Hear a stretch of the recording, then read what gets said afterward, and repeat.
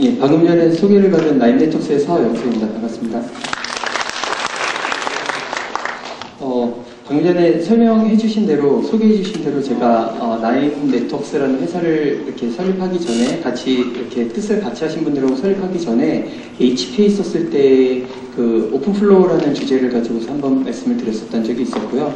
그때는 대부분의 쟤네들 무슨 소리 하는 거지? 그 어렵다 이런 내용들이 되게 많이 있으셨어요. 피드백들이. 근데 그 2년이라는 세월이 흘러가면서 굉장히 빠르게 이 SDN이라는 기술들이 이야기가 되어지기 시작을 했고 지금은 거의 한 번쯤은 들어보셨을 만한 내용들일 것 같습니다. 근데 제가 오늘 준비를 했었던 내용들을 기존의 오픈플로우 SDN을 이야기를 하면 항상 이야기 나오지는 컨트롤 플랜과 데이터 플랜의 분리 뭐 이런 이야기들이 막 나온 것들을 좀 많이 이렇게 차치하도록 할 거고요. 오늘 중점적으로 다루려고 하는 것들은 그렇다면 SDN이 왜 필요한 것이냐에 대한 이야기들로 좀 위주로 말씀을 드리도록 하겠습니다. 그리고 지금 말씀하신 대로 민간 커뮤니티의 그런 차원이기 때문에 제가 뭐 딱딱하게 이렇게 진행하기보다는 굉장히 정보를 공유하는 차원에서 이렇게 말씀을 나누도록 할 거고요. 참고로 저도 오픈플로우 코리아라는 민간 커뮤니티를 따로 이렇게 운영을 하고 있습니다. SDN이나 오픈플로우에 관심 있으신 분들은 그쪽에서도 정보들을 얻어가실 수 있을 거라고 보여지고요. 지금은 제가 좀 말씀을 드리도록 하겠습니다. 그러면 진행을 하도록 하겠습니다. 우선 SDN을 이야기를 할 때 절대 빼놓을 수 없는 부분들이 네트워크 버추얼라이제이션이라는 부분입니다. 그 네트워크 버추얼라이제이션이라는 것은 벤더마다 정의하는 내용들이 다르고 그리고 이거의 역사에 따라서 분류하는 것들이 다 달라요. VLAN도 뭐 네트워크 버추얼라이제이션에 둘 것이냐 안 둘 것이냐 뭐 이런 이야기들도 나오고 있는데 이러한 뭐 벤더 간의 이야기들 다 접어두고서라도 그 진정한 네트워크 버추얼라이제이션이 무엇이냐에 대한 이야기들부터 먼저 시작을 해야 되겠죠. 네트워크 버추얼라이제이션은 이런 피지컬 토폴로지가 있는 상태에서 제가 원할 때 원하는 방식으로 가상 네트워크들을 이렇게 동일하게 만들어내는 것들이라고 이해를 하시면 될 것 같아요. 여기서의 전제 조건들이 분명히 있습니다. 어떤 것들이 있냐면 이 가상 네트워크 간에는 서로가 서로에게 영향을 주어서는 안 된다는 기술들이 반드시 만족이 되어줘야 됩니다. 이거를 조금 더 쉽게 말씀을 드리면 물론 제가 지금 사전에 올려놨었던 자료들에서 좀 많이 추가가 되어져서 이건 다시 공지를 드릴 건데요. 그 내용에서 업데이트된 거라고 보시면 될 것 같고요. 물리적인 인프라스트럭처가 이렇게 쭉 있는 상태에서 여기에 이제 서버들이나 이런 것들이 올라가겠죠.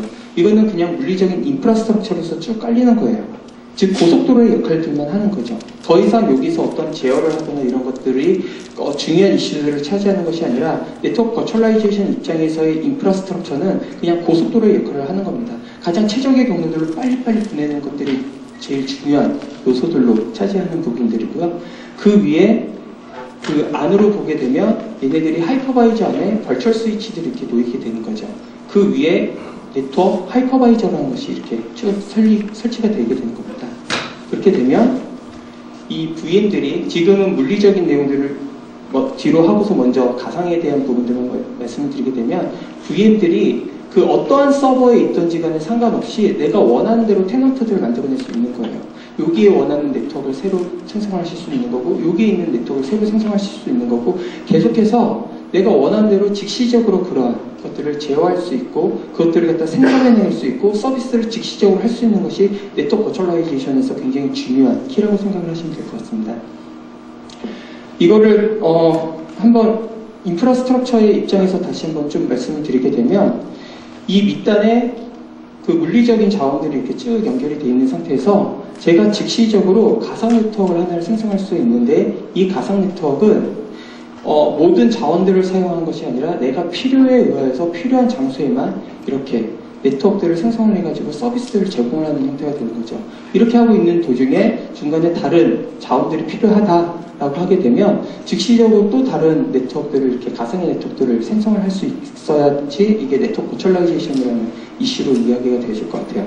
지금 한참 네트워크 버추얼라이제이션이라고 하면 VM웨어를 중심으로 해서 이야기가 나온 건 오버레이 기술이다 라고 얘기하는데요. 사실은 그렇지 않습니다. 네트워크 버추얼라이제이션 지금 말씀드린 것처럼 인프라스트럭처가 있는 위에서 내가 원하는 네트워크를 어떻게 구현을 할 것이냐에 대한 이슈인 거고 이 구현에 있어서 이거를 갖다가 기존의 물리적 자원들에 지원받지 못한 부분들이 있기 때문에 그거를 지원받을 수 있게끔 하기 위해서 나오는 기술들이 오버레이 기술들이고 VXL이나 MVGRE 같은 것들이 그렇게 되어지는 것들이고요. 아니면 이걸 갖다가 퓨어하게 그냥 쭉 구현을 하겠다라고 해가지고서 구현을 하는 방법들을 보게 되면 네이티브 SDN을 통해 가지고 이런 것들도 즉시적으로 구현을 해줄 수 있죠. 그때 굉장히 중요한 것들은 여기는 고속도로이기 때문에 더 이상 여기서의 컨피규레이션 변경은 일어나지 않습니다. 어떤 네트워크들을 막 만들어내든지 간에 이 컨피규레이션의 변경은 전혀 없이 이게 오픈플로우를 사용한다고 하면 오픈플로우라는 그 포워딩과 관련된 앱스트랙션 시켰었던 프로토콜이 걔네들을 갖다가 즉시적으로 제어를 해가지고 포워딩을 관장을 하게끔 하기 때문에요. 여기서의 컨피규레이션은 한번 설치가 되면 전혀 변경되지 않습니다.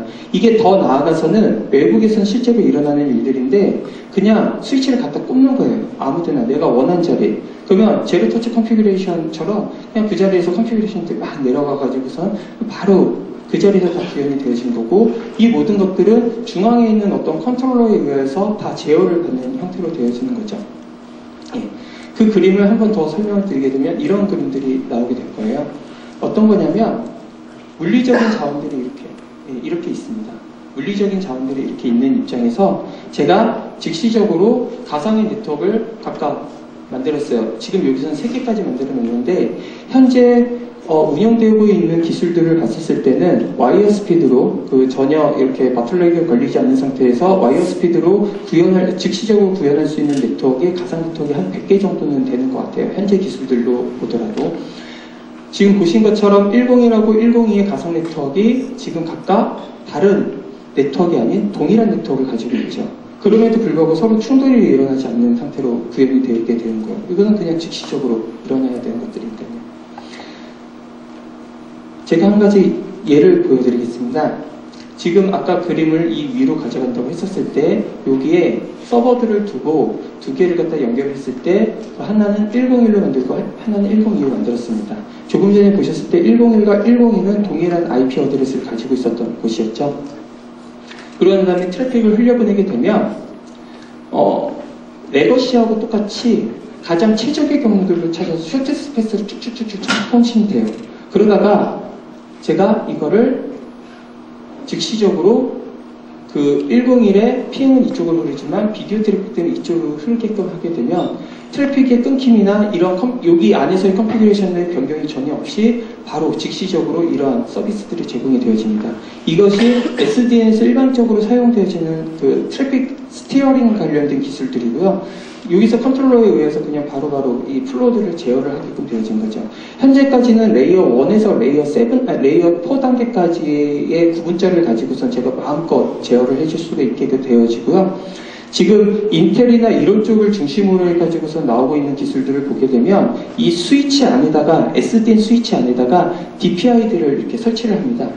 그걸 오픈소스로 그냥 확 풀어버렸고 인텔이 굉장히 강력하게 그걸 갖다 밑에서 지원을 하는 형태로 되고 있어요. 그렇게 되면 어플리케이션을 인지할 수 있는 구현이 되게 된 거죠. 그러면 결국적으로는 레이어 7 단계까지 내가 트래픽을 가지고 놀 수 있는 형태가 제공이 되어지는 거예요. 그거에 맞춰서 컨트롤러가 즉시적으로 그냥 플로 테이블을 내려가지고 제어를 해주는 거기 때문에 이 안에서의 어떠한 트래픽에 대한 부분들이나 이런 것들은 해결이 되게 된 거죠. 이거를 이용을 한 가장 큰 사례가 구글의 G스케일입니다. 예. 구글의 G스케일은 아마 말씀들을 들어보셨을 것 같은데 그래도 모르신 분들이 계실 것 같아서 조금 말씀을 드리게 되면 구글 같은 경우에는 두 개의 큰 백본을 가지고 있어요. 하나는 그 데이터 센터 내에서 연결되어지는 그 iScale이라는 영역이 있고 그 다음에 전 세계에 있는 데이터 센터를 서로 웬구간으로 연결하는 것이 G스케일이라는 구간입니다. 그 G스케일 구간을 통해서 흐르는 트래픽들을 보게 되면 우리가 흔히 사용하는 유튜브나 이런 모든 트래픽들, 메일 이런 것들이 클라우드 환경에서 사용되어지는 트래픽들이 흐르게 되죠. 이미 발표도 나온 거지만 구글에서는 전 세계 트래픽의 7%를 사용하고 있습니다. 전 세계 인터넷 트래픽의 7%를 사용을 하고 있으면 엄청나게 많은 데이터들이 흘러다니고 있죠. 거기서 구글이 굉장히 괴로워하고 있었던 내용들이 몇 가지가 있는데 그 중에 가장 큰 것 중에 하나는 레거시의 장비들을 이용했었을 때 이 대량의 트래픽들을 발송을 시키게 되면 가장 최적의 경우에 이쪽으로만 모든 트래픽들이 흐른다라는 거였어요.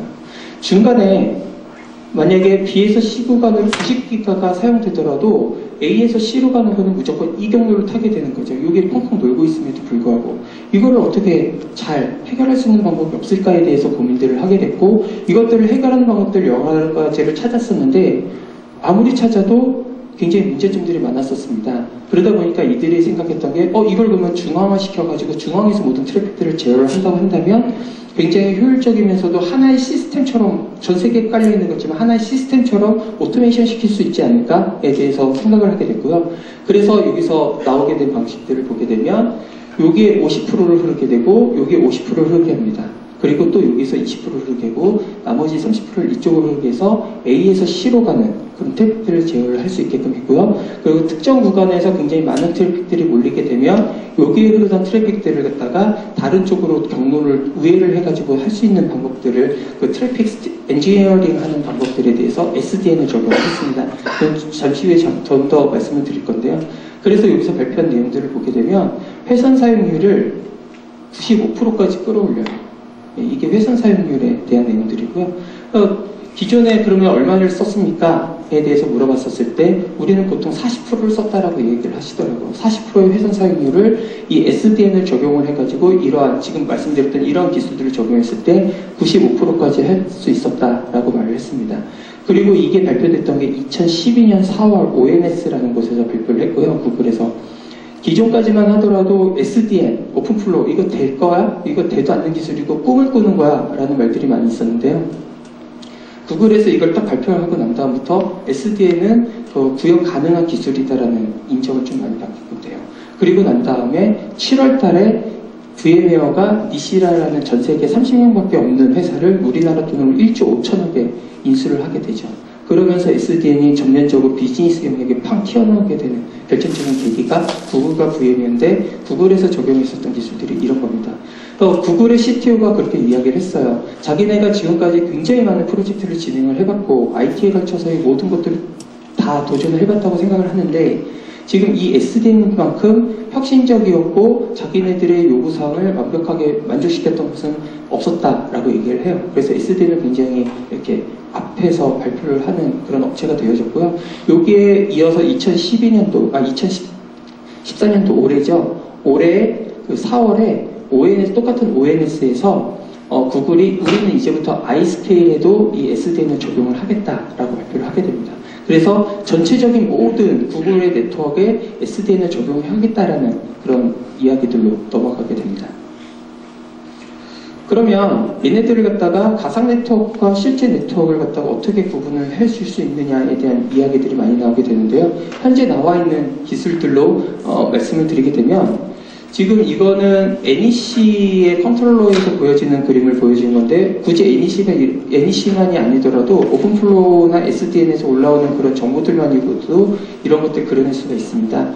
보시게 되면 가상 네트워크에 대한 구성도가 이 옆에 보이고 그 안에는 실질적으로 물리적인 네트워크가 어떻게 되어 있는지 모양들이 나오게 되는 거죠. 그리고 이 실시간적으로 각각의 트래픽들이 어떻게 흐르고 있는지 제가 플로우 테이블을 찍을 때마다 그 위치들이 어떻게 되고 있는지를 보여주고 있습니다. 그래서 가상 네트워크에 흐르는 것과 물리적인 네트워크에 흐르는 것 정보들을 정확하게 일치시켜가지고서는 그 정보들을 갖다가 보고 어디에서 문제가 있는지 이런 내용들도 볼 수 있게끔 되어지는 그림이 되는 거죠. 예. 제가 지금부터 이제 발표를 하면서 영어를 좀 많이 쓰게끔 되어져요. IT 용어가 영어가 되게 많이 있으니까 쓰게 되는데 저희 회사에 참고적으로 영어 선생님이 계세요. 저희 영어를 가르치겠다고 영어 선생님이 계시는데 그 영어 선생님이 저한테 그 말씀 하시더라고요. 제 발음이 인도네시아식 발음이라고. 예. 그래서 정말 이게 복구 불가능할 것 같다라는 말씀들을 하시더라고요. 그래서 부단히 노력 중인데 예, 발음이 좀 시원찮고 그렇더라도 좀 양해 많이 부탁드리고요. 예, 사전에 미리 말씀드렸습니다. 예, 그러면 궁극적으로 SDN이 그리고 있는 그림이 무엇이냐에 대해서 말씀을 드리면 이 그림 하나가 모든 것을 설명해 주는 것 같아요. 인프라스트럭처가 쭉 깔려고 있는 상태에서 내가 원하는 대로 오토메이션과 프로비전이 그 자리에서 즉시적으로 일어나는 것들을 그리는 거예요. 그래서 내가 원할 때 기존에 있었던 서비스들을 중단시키지 않고 그리고 기존에서 구현되고 있었던 모든 것들을 전혀 문제가 없고 새로운 내가 원하는 또 다른 네트워크를 만들어내는 거죠. 이 고속도로를 위해서. 내가 원하는 그림들을 그려내는 것이 SDN의 그림이라고 보시면 될 것 같아요. 이렇게 물리적으로 있었던 것들에 대해서 물리적인 것은 니네가 알아서 구현되라. 이걸 갖다 나는 그냥 가상의 네트워크로 이렇게 꾸며내겠다라는 것이고요. 그런 것들을 하기 위해서 무슨 서버 엔지니어가 따로 필요하고 네트워크 엔지니어가 따로 필요하고 뭐가 따로 필요하고 이런 것이 아니라 그냥 클릭 몇 번만으로 오케스트레이션 돼가지고 다 구현이 되어지는 것들을 의미를 해요.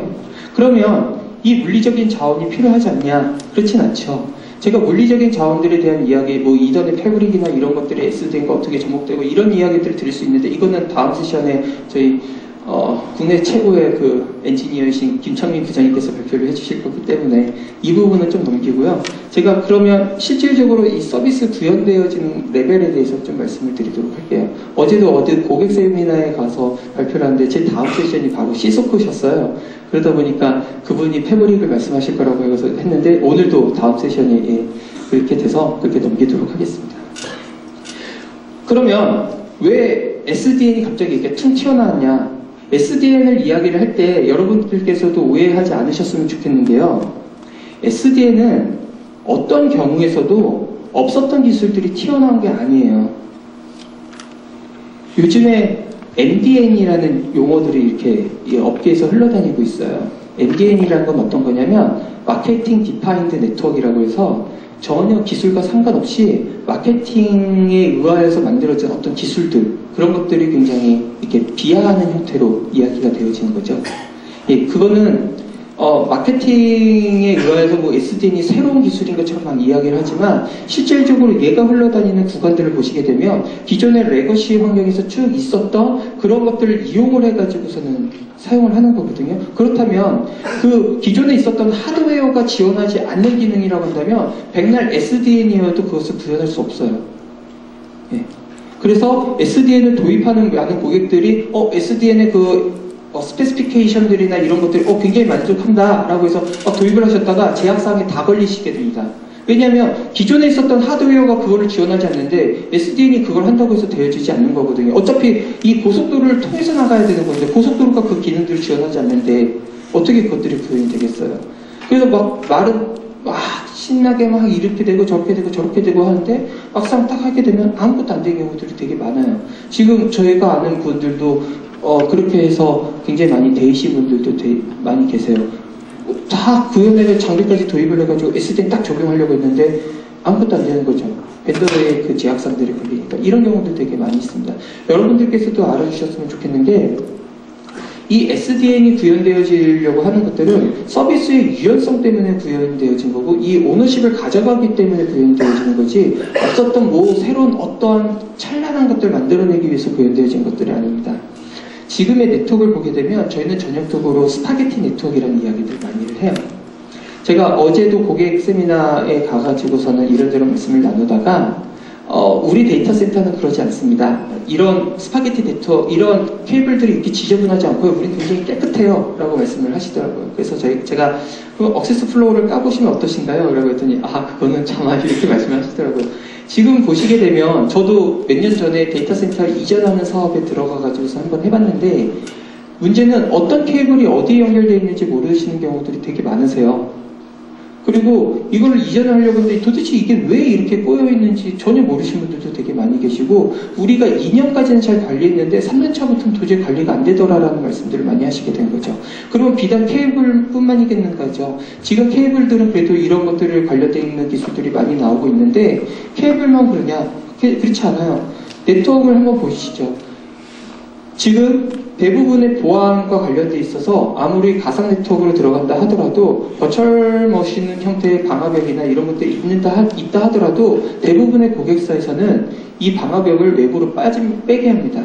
보안의 안전성을 위해서요. 클라우드 서비스 하신 분들 많이 만나뵙죠. 국내뿐만 아니라 해외에서도 클라우드 서비스 하시는 분들 많이 만나뵙게 되면 그분들이 굉장히 답답해하는 부분들이 클라우드라고 하면 지시적인 서비스들이 되어져야 되고 되게 굉장히 유연해야 되는데 보안과 굉장히 많이 부딪힌다고 하시더라고요. 보안적인 요소들은 계속 물리적인 것들로 방화벽을 빼려고 하는데 이 안을 보호하기 위해서 그렇다면 트래픽들이 모두 외부로 나갔다 들어와야 되기 때문에 눈에 보이지는 않지만 이게 지금 보시는 것처럼 이러한 스파게티 네트워크를 구현을 하게 되는 전형적인 사례가 됩니다.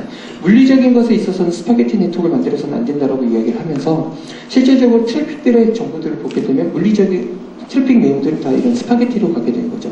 이것은 저희가 그린 그림이 아니고요.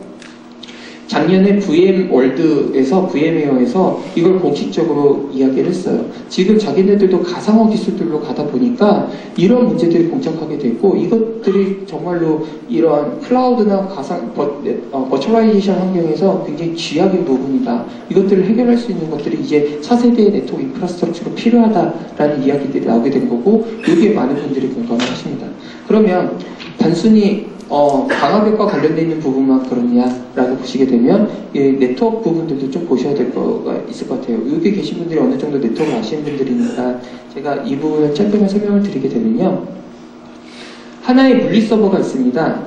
이 하나의 물리 서버에 각각 다른 서브넷을 가지고 있는 VM들이 있다고 하면 통신을 하게 되면 저희가 일반적으로 기본적으로 네트워크를 잘 모르시는 분들이라고 한다면 기본적으로 같은 서버 안에 있으면 바로 이렇게 통신돼야 되는 거 아니야? 라고 말씀들을 하세요. 그런데 아시다시피 지금 보시게 되면 벌처 머신들은 이 바깥에 있는 자원까지 갔다가 라우팅을 타고선 다시 들어오게 돼요.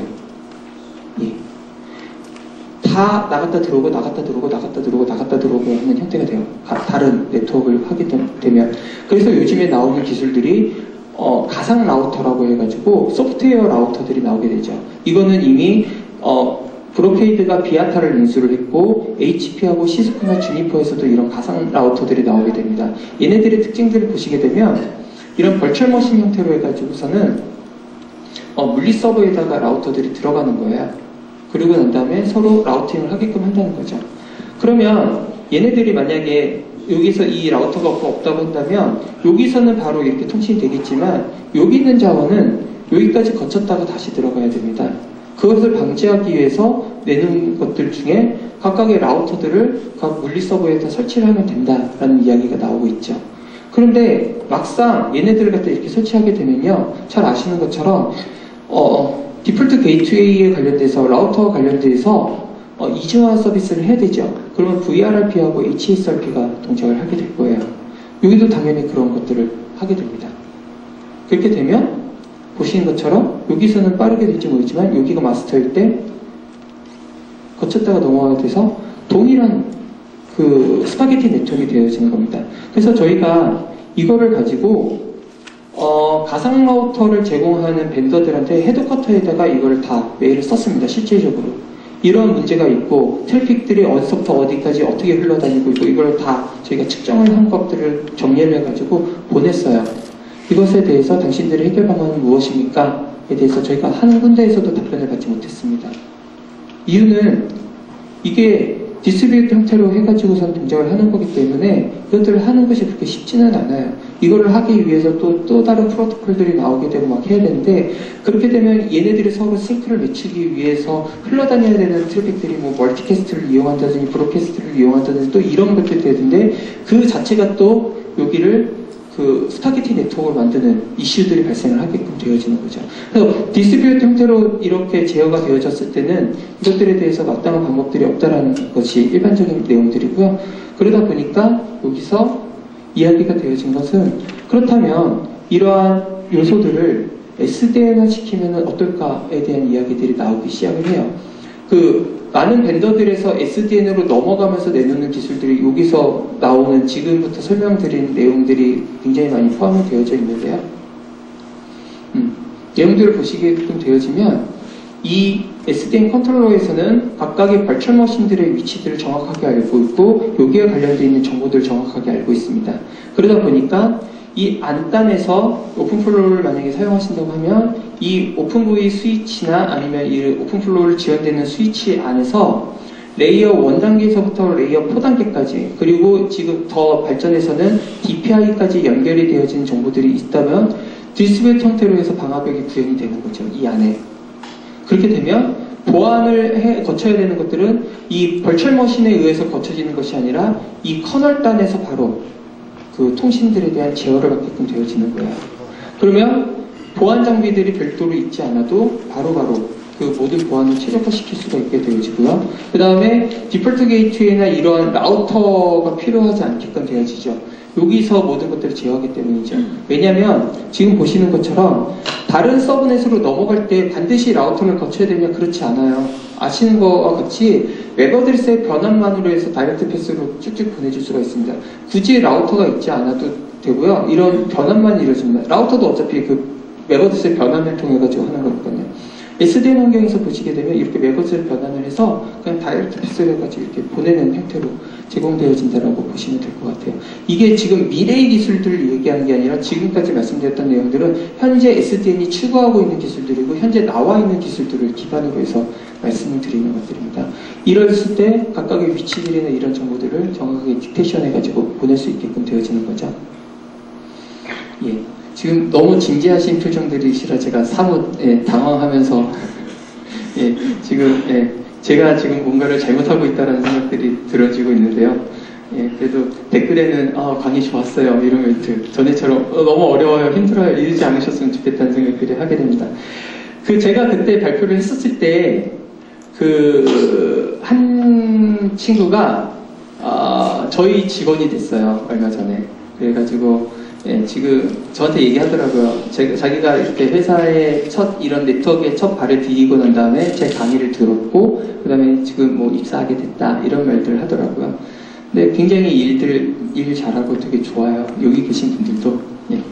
언젠가는 또, 저희 사람을 많이 하려하고 있습니다. 그래서 언제든지 보셨으면 좋겠고요. 잠깐 말을 돌리는 차원에서 좀 말씀을 드렸습니다. 죄송합니다.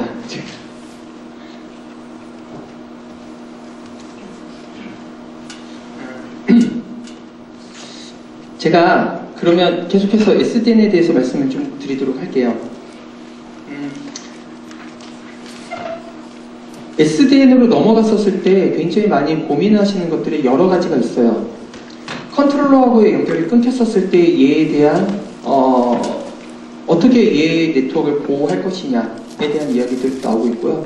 확장이 되어졌었을 때 어떻게 보호할 것이냐에 대한 이야기들도 나오고 있습니다. 그것과 관련되어 있는 기술들이 계속해서 나오고 있는 것들은 사실인데 지금 여기서는 그런 원론적인 이야기들보다는 약간 네트워크를 운영하시거나 네트워크를 구축하시는 입장에서 좀 이야기들 드리게 되면 SDN을 했었을 때 굉장히 괴로워하실 수 있는 부분들이 중앙에서 모든 호스트들이나 버추얼 머신들 그 다음에 각각에 있는 그 자원들 그 인프라스트럭처 그 고속도로 같은 것들을 제어를 한다고 한다면 얘네들을 어떻게 관리를 할 것이냐에 되게 중요하게 생각을 하세요. 엄청나게 많은 DB들이 그냥 컨트롤러에 올라올 건데 얘네들을 갖다가 얼마나 정확하게 디텍션을 해가지고선 내가 정의를 내릴 것이냐에 대한 이야기가 나오게 되는 거죠. 심지어 저희가 모의로 테스트해봐서 10,000개의 클라이언트들이 있다라고 했었을 때 하다 보니까 그냥 오픈소스의 그 컨트롤러들을 이용을 하게 되면 관리가 안 돼요. 관리가 될 수가 없죠. 하나 정보를 찾으려면 10,000개의 정보들이 쫙 올라오는데 그거 어떻게 관리하겠습니까? 근데 이걸 갖다가 조금 더 개선을 한 상용 컨트롤러들을 보시게 되면 지금 보시는 이런 정보들이 굉장히 잘 정리가 되어지는데요. 실제 트래픽을 흘리지 않더라도 얘네들은 이미 전체의 정보들을 갖고 있기 때문에 그냥 여기서 얘에서부터 얘까지 통신이 잘 되는지 안 되는지 확인해줘 라고 요청을 하게 되면 걔네들이 각각 어떤 경로들을 거쳐가지고 어떤 원리에 의해서 이렇게 정상통신이 되는지에 대한 정보들이 바로 띄워줍니다. 기존에 있었던 장비에서는 트레이스 라우터를 걸어가지고 이게 가는지 핑이 가는지 뭐 어디가 끊겼는지 이런 것들을 일일이 찾으셨어야 되잖아요. 그렇지 않습니다. 여기서는 물리적 인프라스트럭처는 더 이상 건들지 않아요. 컨트롤러에 의해서 이 모든 정보들을 보게 되고요. 그리고 얘네들이 지금 어디에서부터 어디까지 고객이 통신이 안 된다라고 얘기를 하잖아요. 담당자들한테 막 재촉을 하게 되죠. 왜 통신이 안 돼? 아무리 찾아봐도 스위치가 끊기거나 이런 것들이 없어요. 그런데도 안 된다라고 얘기를 하게 되면 얘네들한테 그냥 바로 찾으시게 되면, 이건 맥 어드레스를 제가 찾게끔 해놨는데, 맥 어드레스가 아니더라도 IP여도 상관없고요. 오픈플로우가 제시하고 있는 스페시피케이션에 의해서는 다 확인이 되어집니다. 하시게 되면 얘네들은 지금 딱 어떤 정보가 뜬 거냐면, 얘네들이 서로 다른 가상 네트워크에 있습니다. 서로 다른 가상 네트워크에 있기 때문에 서로 통신이 안 된 것이 맞습니다 라는 표시들을 해주는 거고요. 그 다음에 이 밑에 있는 정보들은 스위치 간의 서로 연결이 어디 부분에서 끊겨가지고서는 지금 통신이 안 된다는 정보들이 나오게 되는 거예요. 그러면 어디에서 문제가 발생했는지에 대한 정보들이 나오는 거죠. 얘네들이 왜 그러냐면, 다시 한번 말씀드리지만 클라이언트들의 위치들을 정확하게 알고 있고요. 그 다음에 각각의 연결되어 있는 스위치들의 정보들을 알고 있고, 스위치와 스위치 간에 연결되어 있는 정보들에 대해서 정확하게 계속해서 실시간적으로 알고 있기 때문에 이러한 정보들이 가능한 겁니다. 요게 아까 NEC의 컨트롤러의 그 화면들을 보시게끔 되어지면, 이게 연결이 되면 여기에 나왔던 이런 정보들이 그래픽하게 나오는 거죠. 그래픽하게 나와서 만약에 연결이 끊긴 구간에 대해서 딱 나오는 거다라고 하면 그 위치까지 파란색으로 쭉 플로우가 흐르다가, 그 그래프가 이렇게 쭉 흐르다가 그 위치에서 빨간색으로 딱 변해요. 여기서 문제가 있다라고. 그래서 어떤 스위치에 몇 번 포트에서 문제가 있는지에 대한 정보들을 찾아내실 수가 있게끔 되어지고요. 그리고 그 얘네들이 만약에 ACL이나 이런 거에 의해서 물리적인 거나 어떤 문제에 의해서 한 것이 아니라 나의 정책에 의해서 막힌 거다라고 하게 되면 쭉 흐르다가 그 위치에서 노란색으로 딱 변해요. 그래서 정확하게 내가 내렸던 어떤 룰에 의해서 된 것이기 때문에 그 룰을 보라는 정보들이 딱딱 나오게끔 되어집니다. 이런 정보들을 그냥 컨트롤러 안에서 바로바로 수집을 하실 수가 있게끔 되어집니다. 이 정보가 또한 API를 통해 가지고서는 오케스트레이션 툴하고 연결이 되어지기 때문에요. 그냥 그 자리에서 지금 현재 네트워크에 대한 현황들이나 이런 것들을 즉시적으로 이해를 하실 수 있는 그림들로 나오게 됩니다. 다음 슬라이드를 보시게끔 되어지면, 다음 슬라이드에서는 알리아스에 관련되어 있는 내용들을 조금 다루게 되는데요. 이 알리아스는 기존에 있었던 네트워크 장비에서도 되어지죠. 근데 내가 여기에서 이 스위치에서 알리아스를 정의를 내려가지고선 얘를 갖다 정의를 내렸지만, 얘를 뽑아가지고 다른 스위치에다 갖다 꼽았다. 그렇게 되면 다시 알리아스를 정의를 내리셔야 돼요. 관리하기 되게 어렵죠. 알리아스 되게 좋은 기능인 것 같은데 저도 거의 사용을 하지 않았었습니다. 네트워크 엔지니어로서 이렇게 활동을 했었을 때. SDN 환경에서는 얘네들이 어디로 이동하든지 전혀 상관없이 걔네들에 대한 정보들을 그대로 가지고 가기 때문에요. 얘가 어디에 갖다 꼽히더라도 그 알리아스는 그대로 적용을 받게끔 되어져요. 그래서 내가 1층에서 얘를 사용해서 1층에 1번 포트하고 연결해서 얘를 사용하다가 갑자기 12층에 갔다, 아니면 무선랜에 붙었다. 그래도 그 알리아스는 그대로 존재를 하게끔 되어집니다. 그러다 보니까 문제가 생겼을 때 얘가 어느 스위치에 어느 포트에 붙어있는 애가 어떤 문제가 있는지를 바로바로 보실 수 있고, 얘의 권한은 어디까지일 수 있는지, 얘가 마케팅에 있는 사람이었는지 아니면 뭐 그냥 엔지니어였었는지 고객이었는지 이런 정보들에 대한 것들이 바로바로 뜨기 때문에 실질적으로 이게 어떤 문제이고 왜 안 되는 건지에 대한 정보들을 보실 수가 있고, 이러한 정보들이 쭉쭉 올라온다는 건 어느 장비가 어느 스위치 어느 포트에 연결되어 있는지까지 쭉 나오기 때문에 이게 어떤 기능까지 구현이 가능하냐면요, 실제로 저도 테스트를 해봤는데요, 포트 시큐리티까지 되어지는 거예요. 이 포트로 들어오는 거는 어떤 맥 어드레스를 가진 거나 어떤 IP를 가진 거나 이런 것만 붙을 수 있게끔 해라. 또는 이 포트에 연결되어 있는 거 통신을 하려고 하면 특정한 네트워크에서만 이쪽으로 접속을 가능하게끔 해라. 이런 것들이 다 가능해집니다. 이 모든 트래픽들에 대한 관리 제어가 되어지기 때문에. 그런데 다시 한번 말씀드리지만 이런 것들을 갖다 즉시적으로 이렇게 쭉쭉쭉쭉 구현을 할 때 기존에 있었던 인프라스트럭처의 장비들은 전혀 건들지 않아요. 오직 컨트롤러에 의해서 플로우 테이블로 다 제어가 되어진 거죠. 그러다 보니까 즉시적으로 구현을 했다가 즉시적으로 뺐다가 즉시적으로 새로운 네트워크를 만들었다가 이런 것들이 가능해지는 그림으로 가신다고 보시면 될 것 같아요. 지금 이제는 인프라스트럭처와 관련된 조금 다른 이야기들을 말씀드리도록 하겠습니다. 지금 같은 경우에는 얘네들이 방화벽과 라우터가, 그러니까 L3 장비죠, 별도로 바깥으로 빠져있는 그림들이 되게 많아요. 그리고 이더넷 패브릭을 구현하는 그런 기술들을 보시게끔 되어지면, 물론 벤더마다 조금 다르기는 한데 요 안에 있는 트래픽들을 다 바깥으로 빼가지고서는 여기를 최적화해서 최적의 경로들로 이렇게 제어를 하게끔 하는 그림들로 많이 나오게 되죠. 여기서 보시게 되면 같은 그 물리적 서버에 있는 애가 통신을 했을 때 보안적 요소가 필요하다고 하면 방화벽 바깥으로 이렇게 빠졌다가 이렇게 안으로 들어가게끔 되어집니다. 그리고 여기서 또 네트워크를 타가지고서는 라우팅이 되어져야 되는 것이라고 한다면 지금 보시는 것처럼 이렇게 거쳐가야 되죠. 예, 여기서 바로 스위칭에 의해서 갈 수도 있지만 반드시 어딘가에 있는 L3의 단계로 넘어갔다가 가야 됩니다. 그리고 얘를 만약에 방화벽과 라우팅을 태워야 되는 같은 물리적 서버 안에 있는 VM이라고 한다면 이런 트랙들을 흐르게 되는 거죠. 아까 말씀드렸었던 그런 스파게티 네트워크에 대한 하나의 부분들을 보실 수가 있게 돼요. 정말 이렇습니까? 에 대해서 말씀을 드리게 되면 최근에 있었던 사례 하나를 좀 말씀드리겠습니다. 인터넷에서 보셨는지 모르겠는데 미국에서는 굉장히 크게 핫 이슈가 됐었던 내용이었습니다. 어떤 거냐면 아마존이 얼마 전까지만 해도 클라우드 환경을 다 레거시 환경으로 구축을 했었어요. 그래가지고서는 구현들을 했었는데 아마존에서 굉장히 대대적인 발표를 했어요. 우리 앞으로 클라우드 환경 SDN으로 넘어갈 거다 라고 얘기를 했죠. 그때 굉장히 큰 타격을 받았던 곳이 시스코입니다. 시스코가 100분의 1 정도의 그 매출이 100분의 1로 뚝 떨어졌어요. 그러면서 얘네들 시스코도 그 전략들이 많이 바뀌게끔 되어 있는데 아마존 사건에 굉장히 큰 영향을 받았다고 미국에 계신 분들도 말씀하시더라고요. 그런데 거기에 주요했었던 내용이 뭐였냐면 중국 사람들이 참 대단한 게 중국의 한 해커가 아마존에서 서비스를 받아요. 그래서 VM을 하나 사는 거죠. 거기다가 해킹 툴을 깔았어요. 잔뜩 해킹 툴 깔아가지고 아마존 내부에서 내부로 공격한 거예요. 그 기존에 있었던 보안 내용들을 보시게 되면 잘 아시는 것처럼 외부에서 안으로 들어온 것을 막는 시스템으로 다 되어져 있지 내부에서 내부로 흘러다니는 것에 대해서 그렇게 감지를 하지 않았거든요. 근데 이 중국 해커가 그냥 완전히 망쳐놓은 거예요, 그쪽을. 근데 이 사람은 승인받은 사용자잖아요. 자기 돈 내고선 샀잖아요. 그러니까 이런 해킹 툴들을 이동하는 것을 그리고 이런 공격들이 있는 것들을 발견할 수 있는 방법이 없는 거죠, 아마존에서.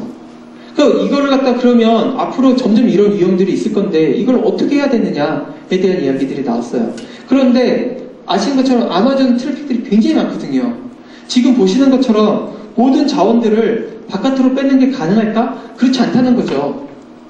그러면 얘를 갖다가 안에서 벌철머신과 벌철머신들의 통신에 있어서 굉장히 빠르게 디텍션하면서 걔를 갖다가 유연하게 구현할 수 있는 방법이 무엇일까에 대해서 얘기가 나왔던 게 SDN이었고 그래서 SDN으로 넘어가겠다라고 발표를 하게 된 거죠. 지금 보시는 이런 그림으로 이해를 하시면 될 것 같아요. 그러니까 벌철머신과 벌철머신들 사이에서 이 V스위치 안에서 얘네들이 다 방화벽의 기능들이 구현되어져 있고 여기에 아까 말씀드린 것처럼 DPI 기능들이 이제 쭉쭉쭉 올라가기 때문에 이 DPI 기능들에 의해서 어플리케이션들이나 이런 공격들을 정확하게 디텍션할 수 있는 형태로 넘어가게끔 되어집니다.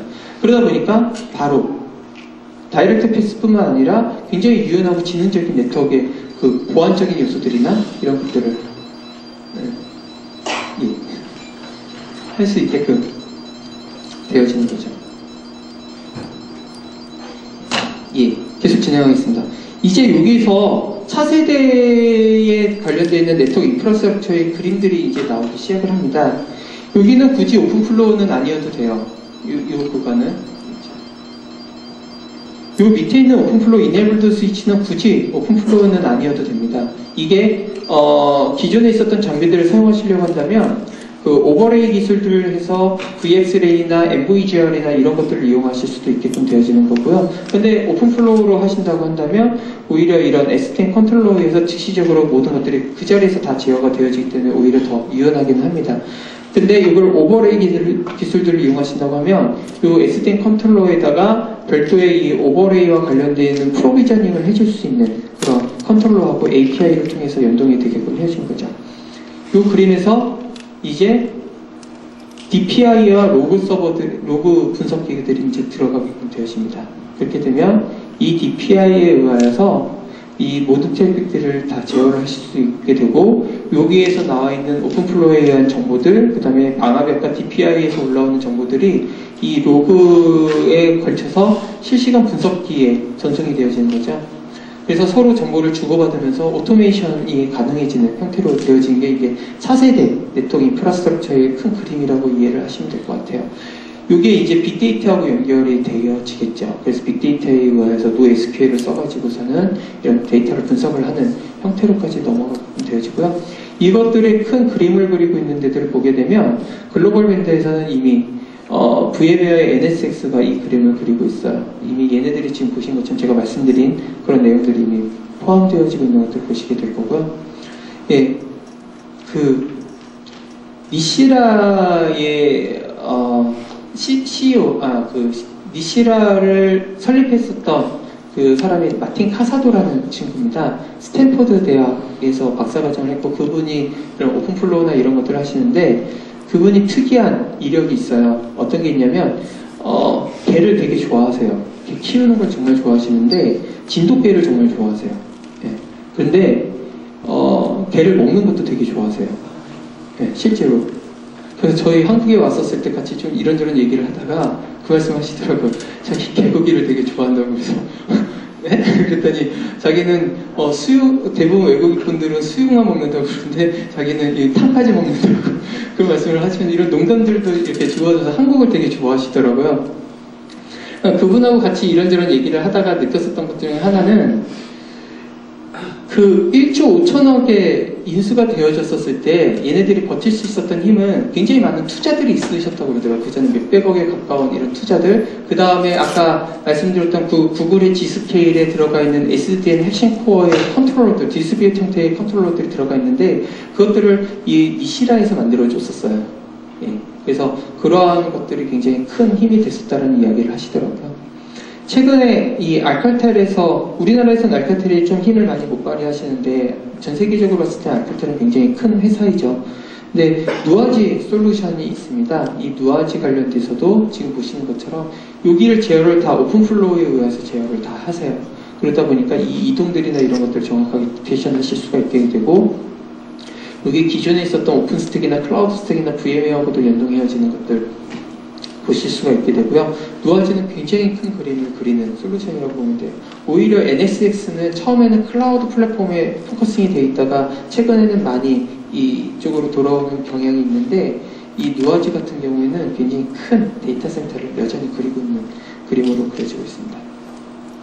시스코도 뭐 ACI나 이런 여러 가지 것들을 이야기하고 있죠. 근데 시스코의 ACI는 엄격하게 말씀드리면 SDN이라고 보기보다는 이게 오버레이 기술들을 이용한 어떤 기술이라고 보시면 될 것 같고요. 근데 뭐 시스코와 관련되어 있는 이야기들을 많이 들으실 수 있기 때문에 제가 여기서 언급은 좀 자제하도록 하겠습니다. 최근의 정서들을 보게 되면 그 HP의 그 맥피트먼 CEO께서 2013년도에 발표했었던 내용이긴 한데요. 저도 요즘에 굉장히 많이 체감을 하고 있는 게 저는 벤더하고 별로 상관없이 이러한 SDN의 솔루션들을 이야기를 하고 있거든요. 근데 요즘 보게 되면 벤더들이 이제 SDN 기술들을 조금 전에 보신 것처럼 막 갖고 들어오기 시작했어요. 여기 언급되지 않은 HP, NEC, 뭐 빅스위치 엄청나게 많은 회사들이 들어오고 있습니다. 근데 영원한 우군일 줄 알았던 그런 벤더들 간에 서로 전쟁을 시작을 했고요. 저희한테 막 주는 정보들을 보게 되면 내부 자료들이 막 오는데 어떤 거냐면 상대편 벤더들의 그 공격 포인트 이런 것들이 약점이다. 한국 시장 이런 걸 알려달라. 막 이렇게 정보들이 굉장히 원색적인 정보들이 날라오기 시작을 했어요. 근데 영원한 우군이 없더라고요. 근데 그 벤더에서도 이제 그거를 하는 것 같아요. 정말 지금의 파트너들이 언젠가 굉장히 극심하고 극렬한 경쟁자가 돼서 돌아올지 모른다. 맞죠? 지금 여기서 여러분과 제가 이렇게 SDN에 대해서 이야기를 나누겠지만 언젠가는 경쟁회사에서 이렇게 만나실 수도 있을 거예요. 그리고 이렇게 하실 수 있는 이건 사실 비즈니스인 거잖아요. 그런 현상들이 많이 발생하는 것 같습니다. 기존에 있었던 이 SDN을 이용을 해서 선구적인 회사가 몇 군데가 있는데 그 중에서 가장 이렇게 레퍼런스로 이야기할 수 있을 만한 데가 NTT하고 구글입니다.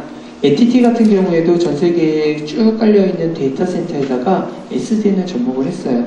여기에는 특별하게 언급은 되어 있지 않지만 오픈스택 기반에다가 그 니시라의 SDN 솔루션들을 처음에 해서 파일럿 형태로 테스트를 했었고요. 그리고 난 그걸 디플로잉을 했죠. 이게 굉장히 효과적이다, 굉장히 잘했다라는 평가를 스스로 하고 지금은 본인들이 만든 그 컨트롤러의 기반으로 해가지고서는 그 디플로이를 하고 있는 형태로 가고 있습니다.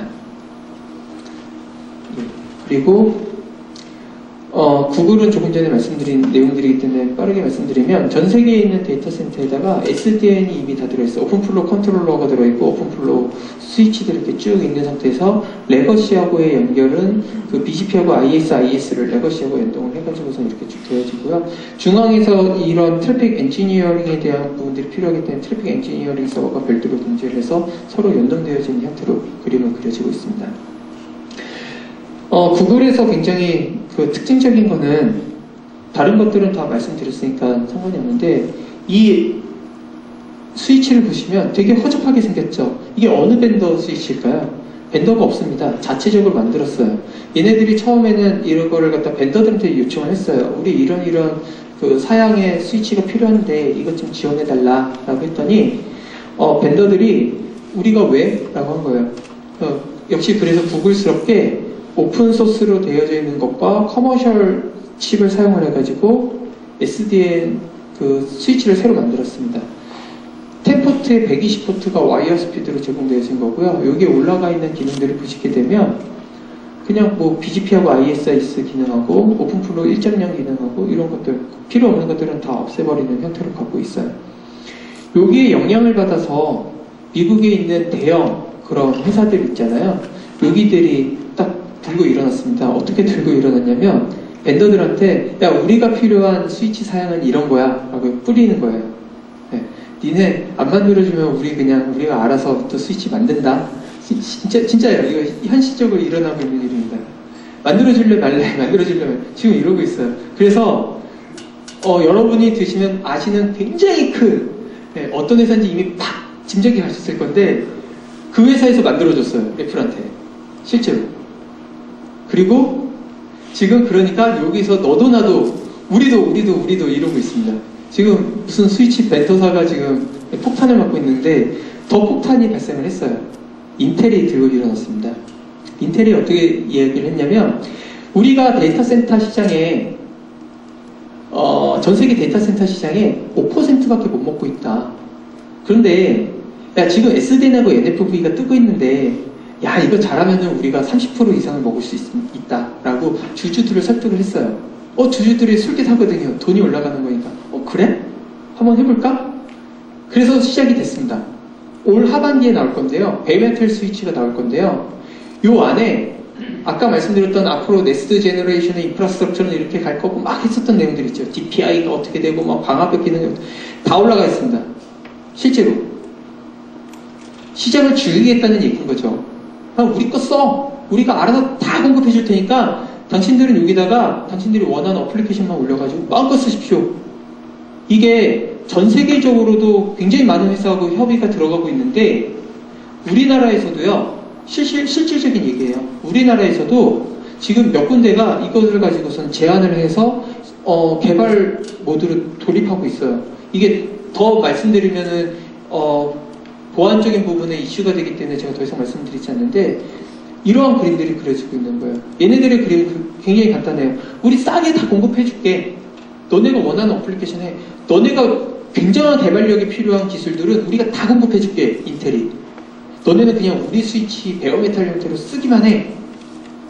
그러면 그리고 개발만 해. 그 위에 올라가는 뭐 L4가 됐던지 뭐 거기 좀 더 강화되어 있는 어떤 파이어리나 이런 기능들이 됐던지 아니면 뭐 DPI 이런 것들이 됐던 그 어플리케이션 사용자에게 필요한 것들은 알아서 공급을 해라 라는 것들이 되어지고 있습니다. 거기에 저희 페이스북에서도 한 건을 하셨죠. 페이스북에서도 OCP 프로젝트라는 게 있어요. 이거는 아마 서버 사이드에 계신 분들은 잘 아시는 프로젝트인데 미국에서 이 페이스북의 OCP 프로젝트 때문에 그 IBM하고 HP가 굉장히 힘들어했어요. 매출이 급감하고 막 이랬었죠. 이 OCP 프로젝트는 뭐냐면 그냥 서버 어떻게 만드는지 같이 개발하자. 우리가 다 자원들이나 이런 것들에 대해서는 공유를 해줄게. 이런 내용들을 우리가 다 제공할 테니까 같이 공급하자라는 거였고요. 이게 작년에 그 페이스북에서 CTO가 나와가지고 이제 우리가 OCP 프로젝트에서 서버에서 성공한 것 같으니 TOR 스위치에서도 성공을 할 겁니다 라고 해서 TOR 발표를 했습니다. 이 자리에 제가 있었거든요. 이게 미국에 있는 인터로그에서 발표를 된 건데 제가 영어가 짧다 보니까 그 중요한 발표가 있는 자리에서 이렇게 앉아 있었어요. 근데 사람들이 갑자기 웅성웅성 하더니 막 박수치고 막 이렇게 하더라고요. 쟤네들은 왜 저러지? 그래서 집에 와가지고 그 숙소에 들어와가지고 인터넷 검색하니까 이 발표가 딱 됐더라고요. 그래서 참 나의 영어는 참 영원한 문제이구나 라는 생각을 했는데요. 여러분들도 머지않아 저보다 만약에 연배가 낮으신 분들이 계시다면 외국 분들하고 만날 기회들이 정말 많으실 거예요. 앞으로의 시장은 그렇게 열릴 겁니다. 저처럼 후회하지 마시고 부디 영어 공부 열심히 하셔가지고 좋은 기회가 왔었을 때 그냥 확 덥석 묻는 그런 것들이 좀 필요하실 것 같아요. 제가 참고로 저번 주인가에 인터넷으로 SDN 잡을 얼마나 많이 뽑을까 외국에서는 검색을 해봤습니다. 몇백 건이더라고요, 몇백 건. 그런데 연봉도 되게 좋아요.